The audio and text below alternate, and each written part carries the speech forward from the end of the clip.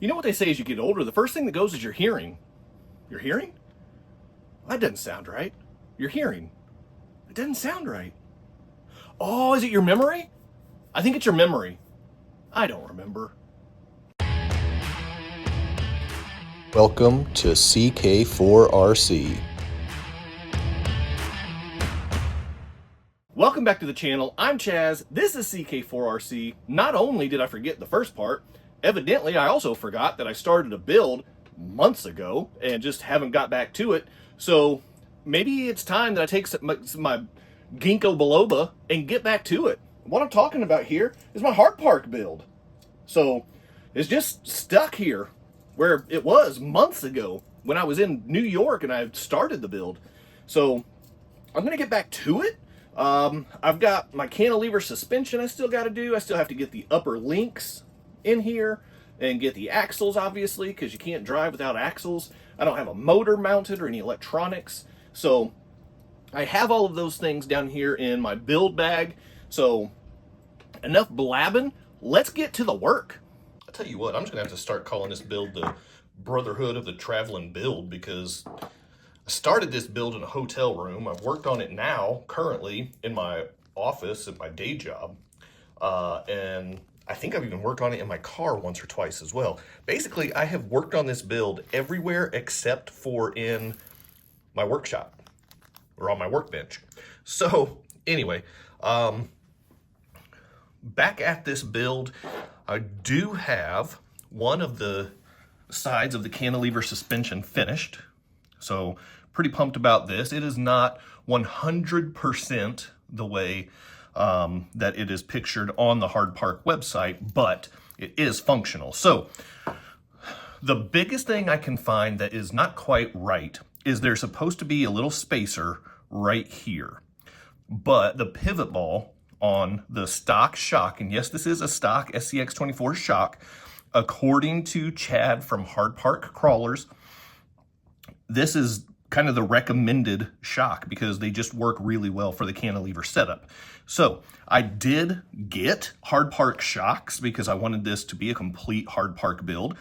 But then I realized that those shocks are just way too nice to waste on a, because they have the spinning kind of sleeve to keep the shock collar from unscrewing. And so I didn't want to waste really nice shocks on a suspension setup to where tire rub isn't going to be an issue. So taking the advice of the guy that designed this suspension and designed this chassis, I went with the stock SCX24 shock on there. So there is supposed to be a little spacer right here, but the pivot ball has the screw attached in here into the end of the shock itself, and the screw is not quite long enough to get through the spacer, the chassis, and feed into or tap into the plastic battery tray, electronics tray back here. So I took that spacer out, and from what I can tell, it still seems to function perfectly fine without that. And it helps that the top part of this is going to be stationary anyway.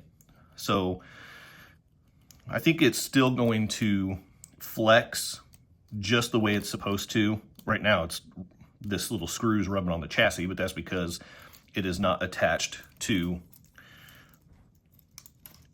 the axle yet. So when it's all said and done, we will get the axle attached right here. This goes onto the suspension, the shock riser, if you will. And then you've got your lower suspension links right here, and I've got my upper suspension links off screen, so we will get that. But like I said in part one of this video, even though it's been months ago, I am going to show you guys how to put this cantilever suspension together because there's no kind of clear how-to instructional video on how to get this done. So I just kind of want to show what my process was. So that way, maybe if you guys end up with this setup down the road, it'll be a little bit easier for you guys to put it together. Now I did the first one just by looking at the reference images on the Hardpark website, and that worked out just fine. So what I did, now I went ahead, I've got the shock attached up here, the upper top of the shock attached to the electronics tray up here already. And so now I am going to start constructing this little 3-point pivot point, whatever you want to call that. There's probably a technical name. I don't know what the technical term is. So I'm going to call it a 3-point pivot part. So you get this big part right here. There's a little ball bearing in here that just fits right there like that. You want to make sure that we are getting this in the right position, and it doesn't look like I am. I've had that. Where'd the spacer go? There it is. You want to do everything the exact opposite for the other side, and I was starting to do it the same. So, okay, we got that in there, and then there is a very large screw that feeds through. So you'll notice that there is one screw, well, 2 screws, one for each side, that is noticeably larger than the rest of the hardware. This goes through this spacer. Well, this goes through the chassis, through this spacer, through this 3-point pivot point part. It goes down here on this lower mounting point on the chassis. So I'm going to stick that right through there. And then I'm going to put this spacer, and then I'm going to put this 3-point pivot part right there like that. And then there is a large nut that goes right here on the outside. And that is what holds everything together. So let me get the right size driver to be able to tighten all of this down, and then we are off to a good start. Okay, I just used my 4.0 box wrench on this nut and my 1.5 millimeter hex driver on this screw and got that tightened up. And now from here, on the short side of the pivot, your shock screws right into here, but it comes in from the inside out.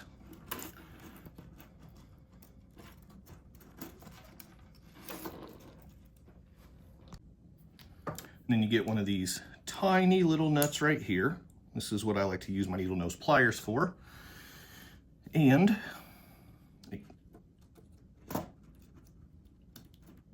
get your hex driver into your shock. If you can get that in a good position to be able to get that in here. There, oh, I had it and then I lost it. There we go. And then just drive that right there into here. And ideally, I would be adding some Loctite because this is going metal on metal, but I did not bring any with me. So when I get home, I will just add a little bit to the assembly, and hopefully that will be good enough to get everything locked in right where it needs to be. That gives us 2 of our 3 pivot points finished. And so now all we have to do is just finish up this bottom pivot point right here, just like on this one, which is really simple. We're going to take this screw right here and this tiny little nut right here, and we're just going to feed it from the inside through here. Oh wait, I almost forgot the part that it attaches. That wouldn't be very good. So I'm going to go ahead and get that fed onto my driver. There we go, nice and easy peasy. Get that right there through that hole that it goes in, just like that. We've got enough thread sticking out. I'm gonna use my needle nose pliers again just to hold this nut right here in place.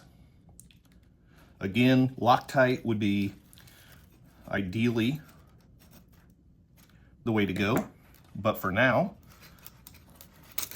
get that out of there. And the cantilever suspension is now finished. Everything is working freely, just the way it's supposed to. And that is a really cool suspension. I am so pumped to have this hard goblin chassis. It's just such a cool articulation movement. That's awesome. So, all right, well now what I need to do is get the upper links attached and then start getting the axles, the drive shafts phased up, and then I've got to get the motor attached, all that good stuff. So I'm going to get started on that, and I will be back once I have a little bit more progress. Well, we've got a scene change for the build on the run over here. I'm at a family gathering. There's family. There's family. There's more family. And I'm in here with my RCs. So whatever. I've made some good progress, as you can tell. So here's the cantilever suspension in action. Man, this is the showcase of the build. This is the whole reason I wanted this, was for the cantilever suspension. That is so cool. I love that. It's awesome. And so then I was working on progress with the front axle as well, and I ran into some problems. So I ran into one problem because I went about things in the wrong order, and big time bummer. If you can see, let me see if I can get this to focus here. There's a tiny little nubbin sticking out right there. That's a broken screw that got cross-threaded when I was trying to mount the shock. So that snapped off. So now I've got to work on getting that out. I tried to screw in from this side to see if I could push it out, but because it's cross-threaded, it is jammed in there pretty good. So I have an idea on how to get that out, and I'm really hopeful that it'll work. Otherwise, I'm gonna have quite a chore, quite a job in front of me. So hoping to get that sorted out, but here's the progress with the latest location. I will be back probably at a different location to hopefully show progress with this and have everything buttoned up and have some wheels and tires on there. So we'll see what happens, but I will be back before too long, hopefully with some progress and not bad news. And here it is with the most progress to date. Look at this thing. We've got axles and shocks, and I did not have luck. There's the rear suspension in action. Man, that's so cool. I did not have luck getting that screw out with my trick, so it did take a while. I'm getting a little bit of binding on the front suspension. Maybe just needs a little kind of broken in or something. Not totally sure what's going on there. Got these brass wheel hexes. I'm thinking maybe plastic ones on the rear, but I'm not sure these are the right size. And then I've got my 1.3 wheels over here, wheels and tires, with soft inserts for the front and thicker inserts for the rear. All right, the Brotherhood of the Traveling Build is on the road again. We are in the sunroom working on this table now. It is time, so as you can see, we made some significant progress here, but that's a problem. That's not supposed to be like that. So here are the steering links that I was talking about, where this needs to be perpendicular to that. So that's the step we're going to do right now. I'm going to take these pliers, I'm going to grab a hold of that, I'm going to take these pliers, I'm going to grab a hold of that, and then I'm just going to twist. Oh. Probably points of contact were probably a little bit too close to each other right there. So get a little bit more space between the two little grips, give it a nice little bend. Takes a little bit of strength to get that bent up. So I'm going to keep torquing on this thing, and we will get this installed. And the next time you see this build, it will be a finished build on my actual workbench in the Cluttered Basement Studios. Now, it's way too soon for this. I don't have a battery on here. I don't have a body on here. The steering link, I still have to get that completely attached. But just for giggles, let's see what happens. Oh, look at that. That's crazy. Oh my gosh. That's crazy. That is really good. So even once we get the battery put on here, and I will probably run it on this little battery tray right here because it's just a good spot for it to go. I don't really know. And with the weight distribution that we've got right here, that's perfectly fine. And then I'll throw a body on here. Now I've got some options for the body. I've got some 3D printed hard bodies, and I also have some Lexan bodies to be able to kind of flop back and forth. I could go for the hard body for the scale look, and whenever I'm trying to comp with it, I could go to the Lexan body just for better weight. So I've got some options, but yeah, I mean, this doesn't tell us a whole lot because it's way too early. Like I said, I don't have a battery or a body on here. That will make a difference, but these initial numbers are insane. Just for fun, let's go ahead and get this on the setup table too. All right, now these numbers are going to mean absolutely nothing, but just for funsies, I want to see what happens if I throw this up here on the setup table. Here we go with the side hill. We're 40, 45, feels pretty solid so far. 50, 55 right there. We got up to 58 with this thing. That is really impressive. There are so many trucks that can't incline to 58, so I will take that for sure. All right, well, I'm not even going to worry about the incline test on this. We're just going to get the side hill number. The incline, I'm just not having luck getting accurate readings lately. So I'm not even going to waste my time with it. I mean, to be granted, to be fair, this is entirely wasting my time with all of this because this thing's not even ready to run yet. But I like to play around a little bit. All right. Okay. Oh man, guys, that's at 19 and a half. That puts us at the that puts us almost at the very top of ready to crawling. It's almost a crazy crawler. Are you guys seeing that? That flex is incredible. Hardpark crawlers, they know their geometry setup. There's no denying that. I got to give them credit for that. All right, I've got the build in the Cluttered Basement Studio for the first time in its existence because it's done. I have a fully operational Hardpark Hard Goblin build, and this thing, oh, it has been a challenge, but I love this thing. So obviously I'm still missing a body. I'm going to go over that here in just a second, but man, this build is just something else. So the whole point of the Hard Goblin chassis with the cantilever suspension is for the scale hard bodies, with the idea being that you can run a flat like pickup truck bed or something like that, and you don't have to worry about shock mounts sticking up, and then you've got to run like a truck body with like no drop bed in it. So anyway, I didn't get it for that reason. I got it just because the cantilever suspension is so cool. Anyway, all right. So I've got some bodies to mess around with here a little bit. First up is this Duster body from Poser RC. You can see the Poser in there in the print. He sent that to me a while back whenever he hooked me up with the R&D RC and his Grim body. He had this tossed in as a bonus that I didn't know anything about, and I don't think this one's going to work on here. Oh man, as much as I want it to. It's just, doesn't have the width, it doesn't have the right angles. All right, so that's a bummer because, man, I really wanted to use that one. But I picked this body up from Mr. Josh Wheeler a while back, and I picked this up in like a body lot. And this is the body that I wanted, and I ended up buying like 2 other bodies from him that just came packaged together, but this was the one I wanted. Look how good this thing looks, man. And it's like full-on Datsun. So this body is what I'm talking about.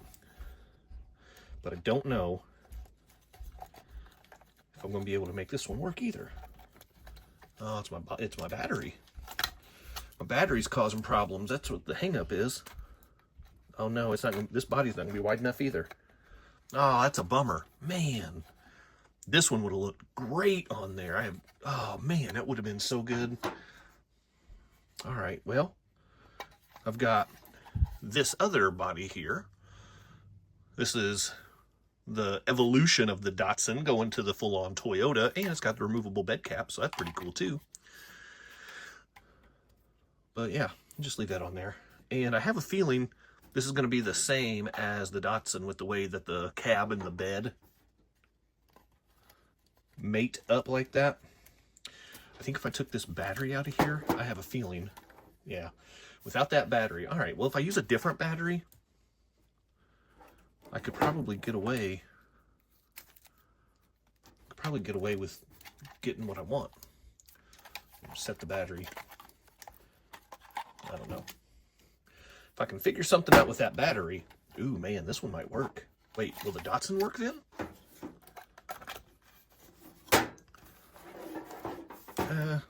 Kind of. Not quite right on the width. I'll pull it down a little bit. I don't think I can, yeah, I don't want to crack the body. I don't think I can get it down over the sliders, so you can see the sliders sticking out right there. I'm not crazy about that. Not crazy about that. All right, let me see if I can pull this back off without pulling my receiver off now. All right, the Datsun, that's going to be a no-go. Let's get back to the Toyota. The Toyota just sits down on there nicer. The Toyota might be it. That might be the one. Wheelbase isn't quite right. And it does have these big 1.3 wheels on here too. These big old Injora XHX pins. But that's not bad though. That's not bad, huh?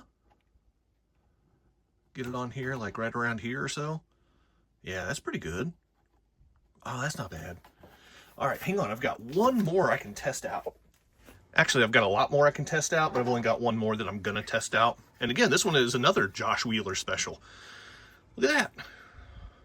Man, he just does awesome work. Oh, man. I think this might be it.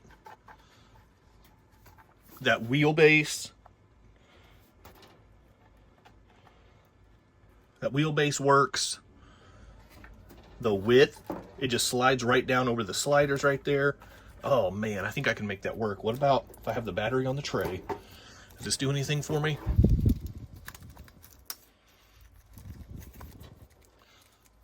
I have a feeling the shape of this battery is going to cause me oh no. Oh my gosh, that will work. I think I got it. Fellas, look at this thing. Oh man, yep. I think this might be the one. I'm going to have to work on the mounting system, of course, but I think this is going to be it right here. Oh, look at that. Oh, that's so good. Oh, that's so good. Yep, that's the one. Josh Wheeler, great work with this body. That's going to be the one right there. That's a winner.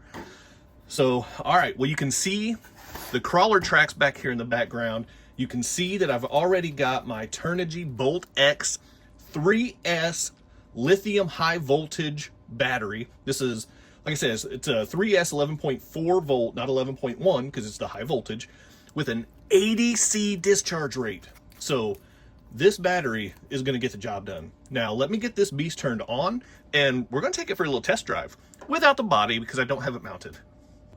All right, we are powered up. Look at that reef servo just putting in work. It's so quick. All right. Let's see what kind of steering angle we're going to get here out of the Hardpark axles. Not bad.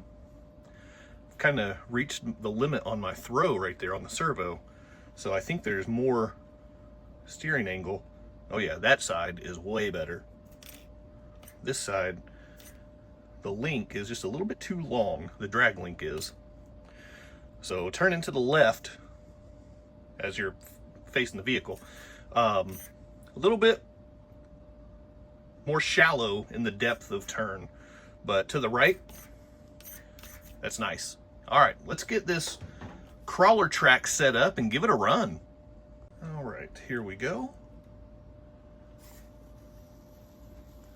Nice and smooth. Oh, that's a beautiful mount. Oh, look at this articulation on.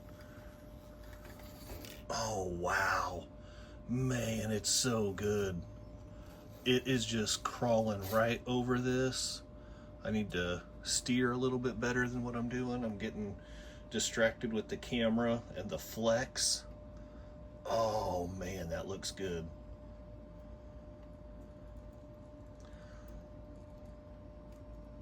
The FOC from the FuryTech system right there, just keeping things nice and steady. It's a nice, slow, low down control. Nice. Nice. All right, let's give it a run back and see how it does on the the far track over here. Need to steer and get my line better. There we go.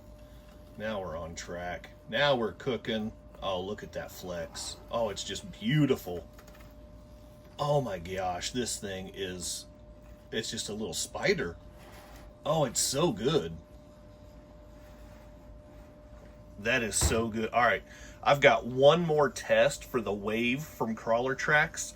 I call this my ultimate side hill challenge, so let me try that. I start out with just one side of the truck on the tracks and the other side on my workbench, and I just see how it can handle the side hill of doing this right here.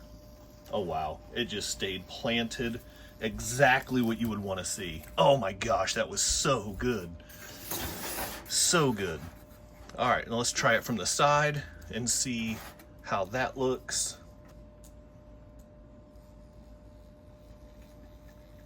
There we go, look at that. Look at the angle on this. And now this right here is the super impressive part. Once we start hitting the apex of this hill right here, oh man. That is good lean, and it is solid. That is solid. Wow. Wow, that was so good.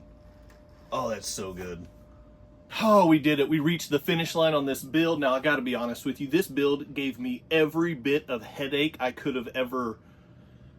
I didn't want it. I didn't ask for it. Every bit of headache I could handle. How about that? Now, to be fair, they were my mistakes. I'm the one that cross-threaded the screw and snapped it off. I'm the one that had to figure out how to put the cantilever suspension together. I'm the one that insisted on doing this away from my workbench just to make it more complicated for myself. So, yeah, it's my fault. I get that.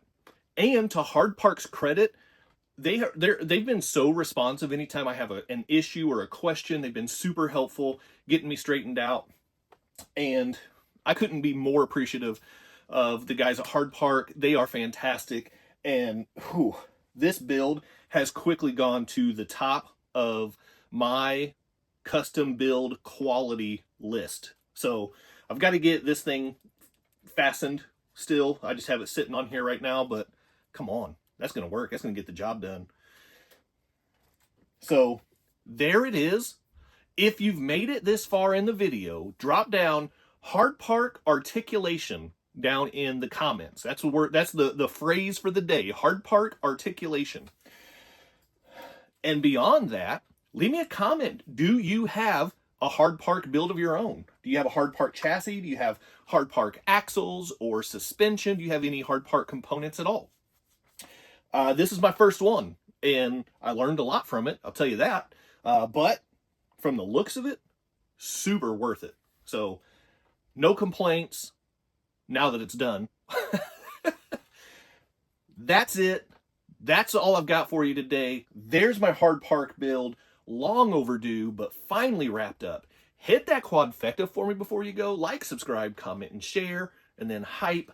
Keep doing RC stuff, and I'll see you next time. Big time thank you to my members and channel partners, and if you would like to join the ranks, click on that join button for exclusive content, never before seen videos, early access to videos, and other exclusive content, pictures, polls, and having an active voice in what comes next on the channel. So appreciate the support. Click on that join button, and thank you so much to the channel members.